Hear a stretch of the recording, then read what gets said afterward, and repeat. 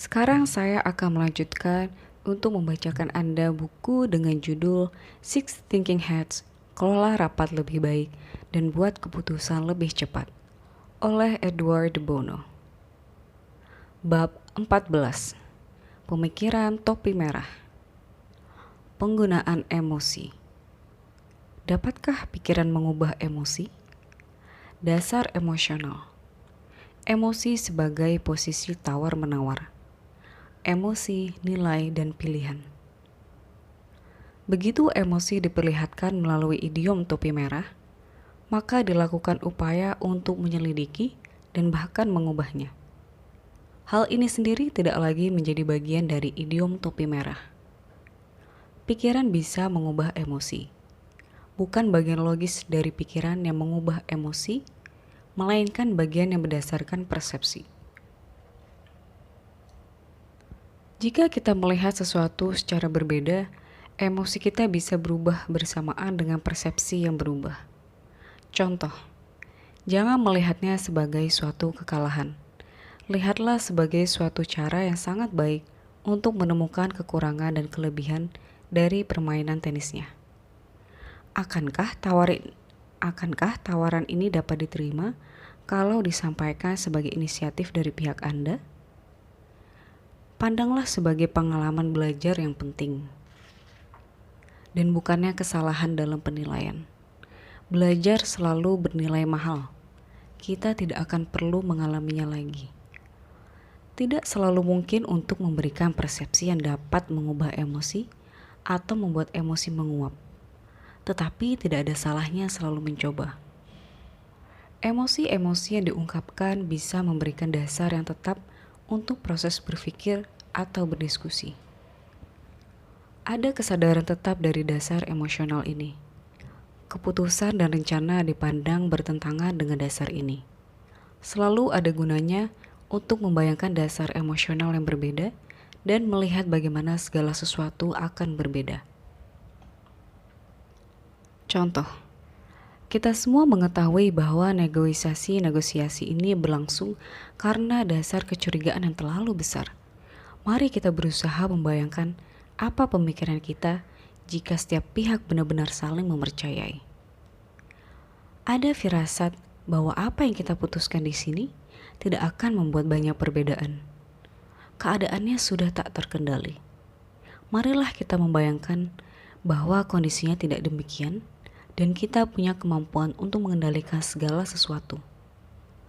Kita harus menyadari dasar kemarahan yang ada. Kita tidak bisa mengabaikannya. Sebagaimana sudah saya nyatakan sebelumnya, emosi dan perasaan adalah bagian pewarnaan di peta. Dengan konvensi topi merah, kita dapat mengetahui bagian-bagian itu yang diwarnai lebih tebal dari sudut pandang emosional. Dalam menyusun solusi untuk perselisihan, kita lalu dapat menjauh dari daerah seperti itu. Usulan pembatasan pada pekerjaan Anda untuk perusahaan-perusahaan bersaing jelas merupakan hal yang sensitif. Kita akan menghindari itu untuk saat ini. Pimpinan serikat kerja tidak pernah akan menyetujui apapun yang mengarah ke pemotongan upah. Hal itu telah diutarakan dengan cukup keras. Emosi seringkali digunakan untuk menetapkan posisi tawar-menawar.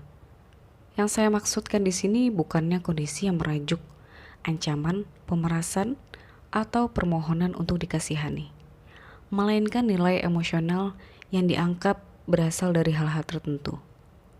Prinsip dari nilai variabel merupakan dasar negosiasi. Sesuatu punya satu nilai untuk satu pihak dan nilai lain untuk pihak lainnya. Nilai-nilai ini dapat diungkapkan secara langsung melalui pemikiran topi merah.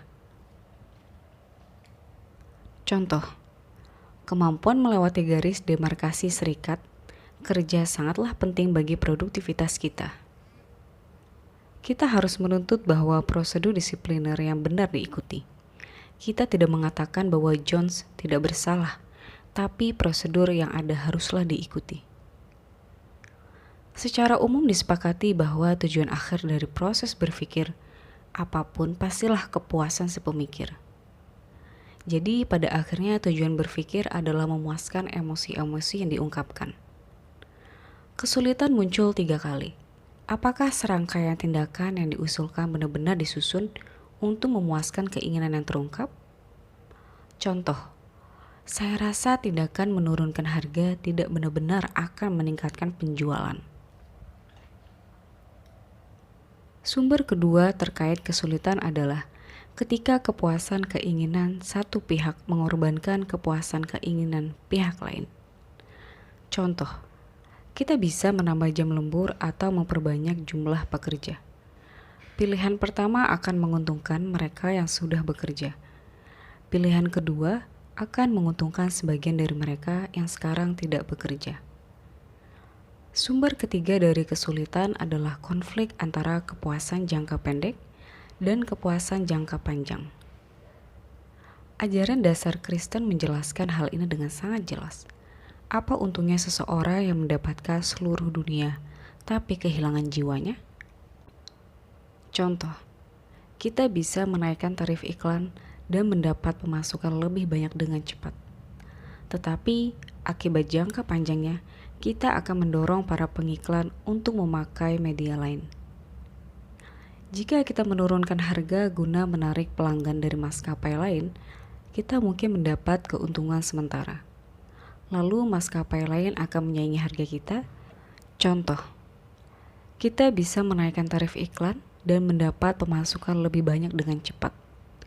Tetapi akibat jangka panjangnya, kita akan mendorong para pengiklan untuk memakai media lain.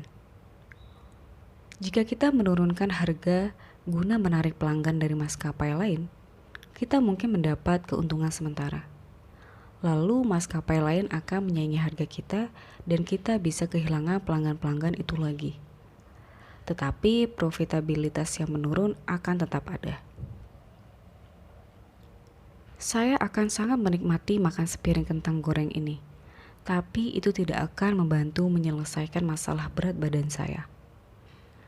Saya akan membeli tiket pertunjukan sandiwara ini karena saya menyukai Nerida yang memerankan tokoh utama dan saya ingin melihat dia lebih sering. Saya ingin dipandang sebagai orang yang bersedia menyokong usaha-usaha teknologi baru yang menarik. Tapi jangka panjangnya, saya tahu pertumbuhan stabil itulah yang diinginkan para investor saya. Emosi adalah bagian dari metode berpikir maupun masalah yang dipikirkan. Tidak ada gunanya mengharapkan emosi akan menjauh dan meninggalkan arena, sehingga tersisa proses berpikir yang murni. Selesai sudah saya bacakan bab 14. Terima kasih sudah mendengarkan. Sampai jumpa di bab selanjutnya.